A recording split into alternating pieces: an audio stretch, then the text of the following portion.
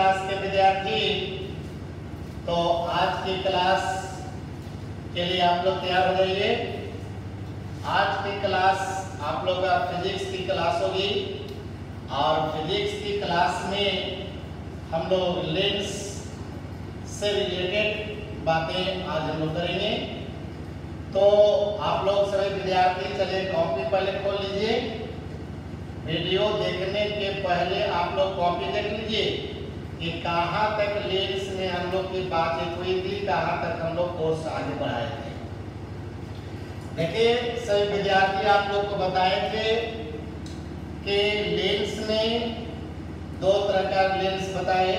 ऐसे लेंस में तो बहुत तरह का लेंस हुआ, लेकिन गोलीय जो लेंस हुआ वह दो तरह का लेंस हुआ, जिसमें एक बताए तुम लोग का उत्तल लेंस, जिसको अभिसारी लेंस भी कहते हो, और दूसरा होता अवतल लेंस, जिसको अपसारी लेंस कहते हैं। क्लियर है? अभिसारी लेंस और अपसारी लेंस। आप देखिए उत्तल लेंस में आप लोग को बताए थे, जब हमने दर्पण और लेंस में अंतर बता रहे थे तो हमने बोला था कि लेंस में सारा चीज डबल होता है। लेंस में वक्रता केंद्र भी दो होते हैं, फोकस भी दो होते हैं, लेकिन प्रकाशीय केंद्र एक होता है। क्लियर है ना? अब देखिए अगर प्रतिबिंब की बात करते हो कि उत्तल लेंस में या अवतल लेंस में प्रतिबिंब कैसा बनता है और उसे किरण आगे के द्वारा आप कैसे दिखाएगा, ये बात को जरा समझना आप लोगों के लिए रह गया। तो देखिए सारे विद्यार्थी आप लोग याद कर लेंगे दिमाग में एक बात ऐसे ही कि प्रतिबिंब के मामले में जो आप लोग को अवतल दर्पण में हम पढ़ाए वही चीज उत्तल लेंस में भी होता है। ठीक है, याद है? अवतल दर्पण में टोटल प्रतिबिंब हम क्या को बताए थे, याद है? अवतल दर्पण में टोटल प्रतिबिंब आप लोग को 6 को बताए थे। अब 6 प्रतिबिंब में बताया था कि 5 प्रतिबिंब वास्तविक होता है और 1 प्रतिबिंब काल्पनिक होता है। इसमें अवतल दर्पण में वही बात एकदम याद करना उत्तल लेंस में भी। उत्तल लेंस में भी टोटल प्रतिबिंब बनते हैं 6।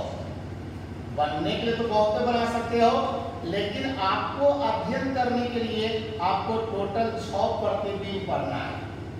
और याद करेंगे सभी लड़के कि उत्तल लेंस या अभिसारी जो लेंस होता है इसमें दोनों तरह के प्रतिबिंब बनता है।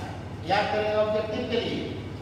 दर्पण में याद करना अवतल दर्पण और लेंस में याद करना उत्तल लेंस। उल्टा अवतल दर्पण उत्तल लेंस, उत्तल लेंस अवतल दर्पण में टोटल प्रतिबिंब 6, जिसमें 5 प्रतिबिंब बताए कि बनता है वास्तविक प्रतिबिंब। पहले भी चर्चा हुई थी।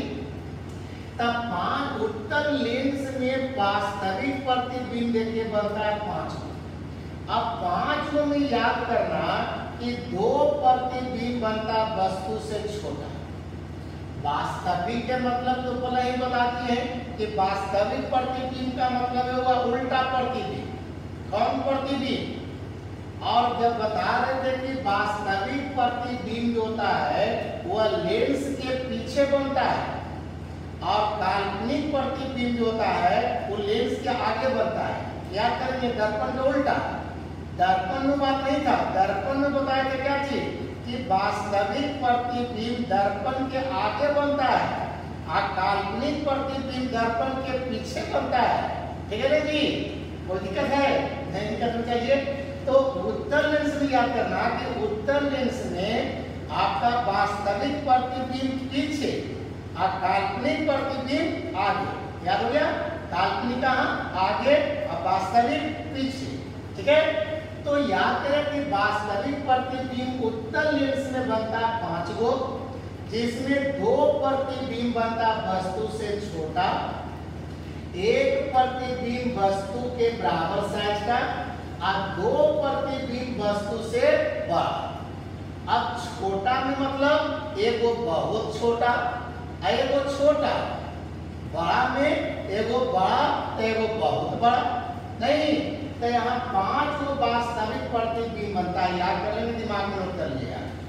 काल्पनिक प्रतिबिंब सिर्फ बनता है एक, और वो भी बनता है तो वस्तु से बड़ा बनता है। याद करना, काल्पनिक प्रतिबिंब जो भी बनता है उत्तल लेंस में वह वस्तु से बड़ा बनता है। यही वजह है कि ये जो उत्तल लेंस होता है इसको स्टडी लेंस भी कहते हैं लोग, इसलिए कि ये लेंस की चश्मा अगर पहन करके आप पेपर वगैरह या छोटे छोटे अक्षरों को देखोगे तब बड़ा बड़ा दिखाई पड़ेगा, बस समझ रहे हैं। इसलिए किसी छोटा चीज को अगर बड़ा करके देखना हो तो वहां पर याद करेंगे कि उत्तल लेंस का ही प्रयोग करते हैं, और वो काल्पनिक प्रतिबिंब हम देखते हैं जो वस्तु से बड़ा साइज का दिखाई पड़ता है। उत्तल लेंस का उपयोग पहले ही बताए थे कि अगर दिखता है वृद्ध अवस्था में या जब आदमी को दूरदृष्टि दोष आता है उसको उत्तल लेंस का प्रयोग करते हैं।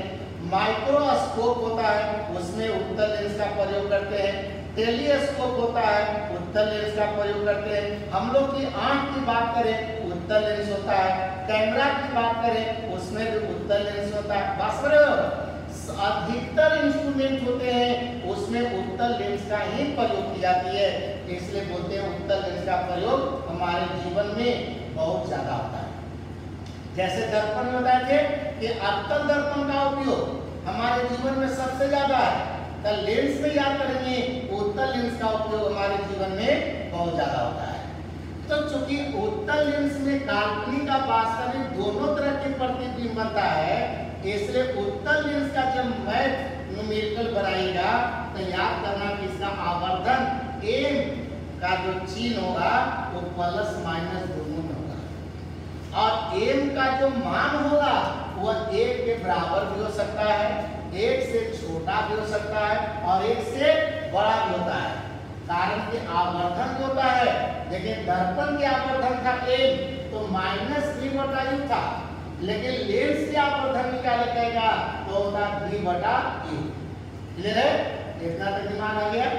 अब देखिए तुमसे पूछेगा कि वास्तविक प्रतिबिंब कब बनेगा 5 गो, तो याद करेंगे सब लड़के बोलेंगे कि अनंत से फोकस तक, जैसे कि फिगर में देखिए अनंत का मतलब हुआ बाउंड्री के बाहर, तो C2 के आगे में अगर रखते हो इसकी बाउंड्री के बाहर में अगर कर देते हो तब वो अनंत कहलाएगा।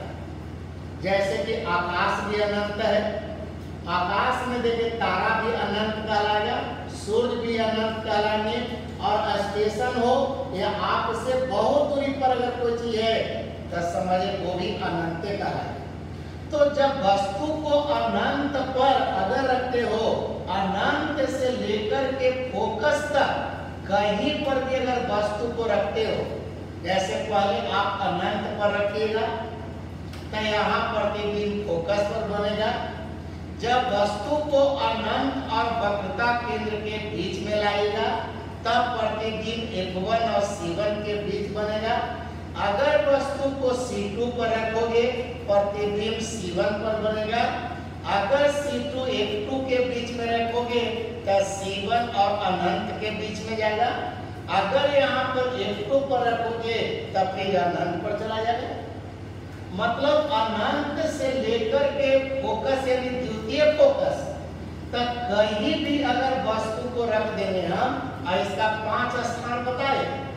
पहला अनंत बताए, दूसरा अनंत और द्वितीय वक्रता केंद्र के बीच बताए, फिर द्वितीय वक्रता केंद्र बताए, फिर C2 और F2 के बीच में रखिएगा, फिर F2 पर रखिएगा। तो देखिए 5 प्रतिबिंब आपको बनेंगे। ठीक है, पहला बोलेगा कि जब वस्तु अनंत पर रखोगे तो प्रतिबिंब प्रथम फोकस पर बनेगा, और नजदीक लाओगे तब प्रतिबिंब F1 C1 के बीच में आएगा, और नजदीक लाया C2 पर तो यहाँ C1 पर आ गया। अगर C2 F2 के बीच में है तो यहाँ C1 और अनंत के बीच में जाएगा। अगर यहाँ F2 पर लाते हो तो फिर अनंत पर बोलेगा। ठीक है ना, कोई दिक्कत है नहीं? तो यहाँ 5 प्रतिबिंब जो है देखिए आपका वास्तविक प्रतिबिंब बनेंगे, जिसमें देखिए एक प्रतिबिंब को हम किरण आरेख के द्वारा दिखाए। क्लियर है, समझिएगा। तो तुम लोग के दर्पण में भी बताए थे कि अगर किसी वस्तु के प्रतिबिंब का किरण आरेख दिखाने का हो तो उस वस्तु से कम 2 किरण लेके चलना चाहिए। यहाँ पर भी वही बात है, अगर किसी वस्तु का प्रतिबिंब बनाना हो तो यहाँ भी वस्तु से 2 किरण लेके चलते हैं, जिसमें एक किरण जो होता है वह मुख्य अक्ष के समानांतर ले आते हैं और दूसरा जो होता है प्रकाशीय केंद्र से ले आते हैं। तो देखा जाए यहाँ पर वस्तु को हम लोग PQ मान के चले। अब PQ से 2 किरण लिए हैं, एक देखा जाए 1 किरण लेके चले हैं। अब 1 किरण देखा जाए यहाँ से हमने बताओ Q से लेकर के चले QD लिया और 1 किरण देखे प्रकाशीय केंद्र से लेके चल रहे हैं। क्योंकि पिछले वीडियो में आप लोग बताए थे कि देखिए बोर्ड पर या पेपर पर अगर लेंस हम बनाएंगे, मोटा भी बना देंगे, तो आप लोग सभी बच्चे समझिएगा कि हमको पतला लेंस का ही स्टडी करना है। अब पतला लेंस के प्रकाशीय केंद्र से अगर कोई भी प्रकाश की किरण जाता है तो समझिए बिना विचलन के वो सीधे पार कर जाता है, उसके रास्ता में कोई विचलन नहीं होता है।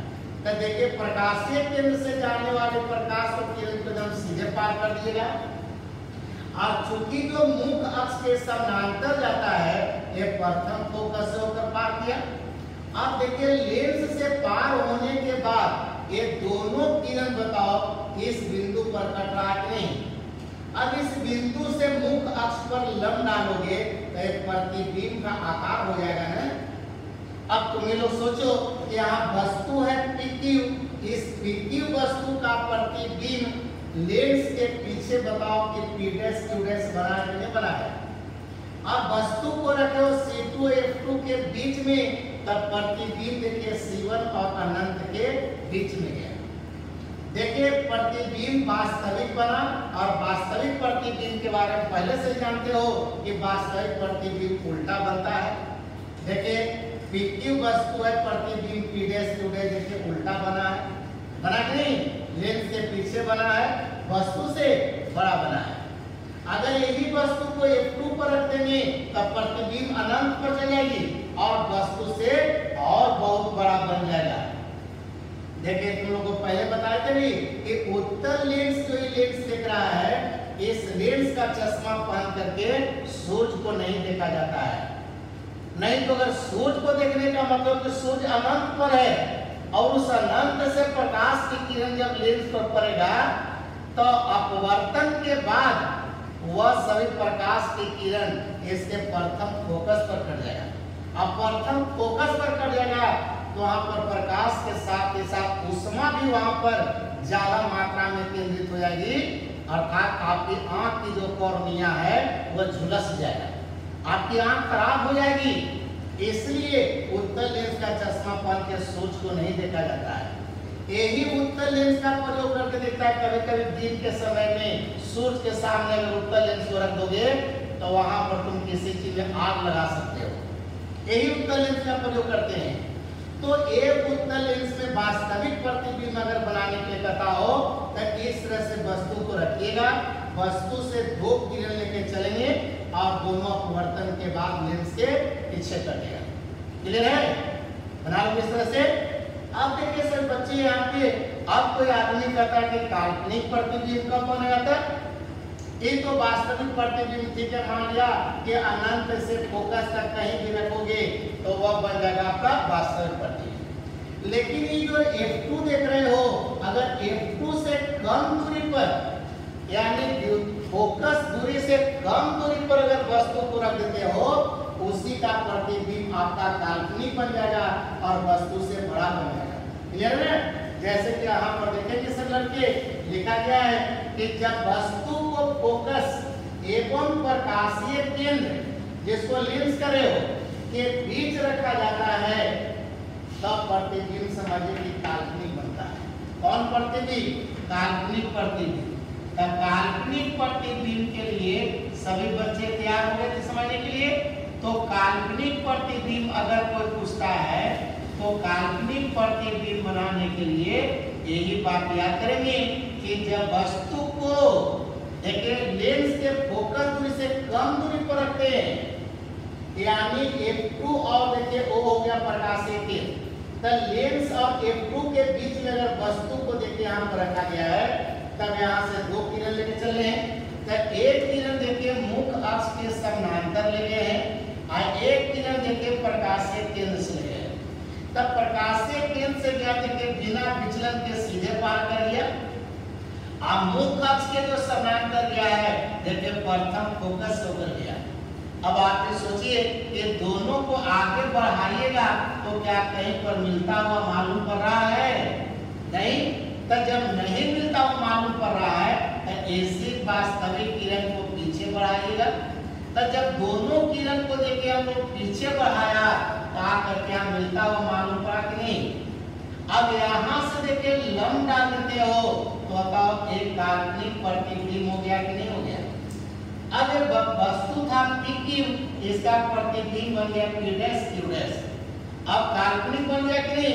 अगर मानते हैं छोटा सा भी वस्तु है और इसको फोकस दूरी से कम दूरी पर रख दिया और इसको बताओ लेंस के पीछे मारते हैं कि यहाँ पर हमने आंख रख दिया। अब यहाँ पर आंख रख करके अगर देखोगे तो बताओ एक PQ जो वस्तु है इसका प्रतिबिंब P डैश Q डैश को दिखाई पड़ेगा कि नहीं? है वस्तु PQ, लेकिन आपकी आंख को दिखाई पड़ेगा P डैश Q डैश। तो यही काल्पनिक प्रतिबिंब बना। तो देखिए लेंस के आगे बना, सीधा बना और वस्तु से बराबर। तो जब भी समझे उत्तल लेंस चश्मा लगा करके अगर किसी चीज को देखते हो तो समझो कि उस वस्तु को फोकस दूरी से कम दूरी पर रखेंगे अब ताकि उसके प्रतिबिंब देखिए लेंस के आगे ही बने और देखिए सीधा काल्पनिक बना है। तो इस तरह से काल्पनिक प्रतिबिंब का किरण आलेख दिखाई देगा तो एक फिगर दिखाएगा और वास्तविक प्रतिबिंब दिखाना चाहेगा तो एक फिगर दिखाएगा। क्लियर है? तो इसी तरह से आप लोग के लिए हम छोड़ दिए कुछ केस डब्ल्यू कि बाकी वास्तविक प्रतिबिंब जो बनाना है आप लोग भी इसी तरह से बनाने हैं। फिर अगले दिन हम लोग अवतल लेंस के बारे में कहानी बताएंगे। आज इतना आप लोग कंप्लीट करेंगे। ठीक है, आज कब करते हैं। धन्यवाद। Good night.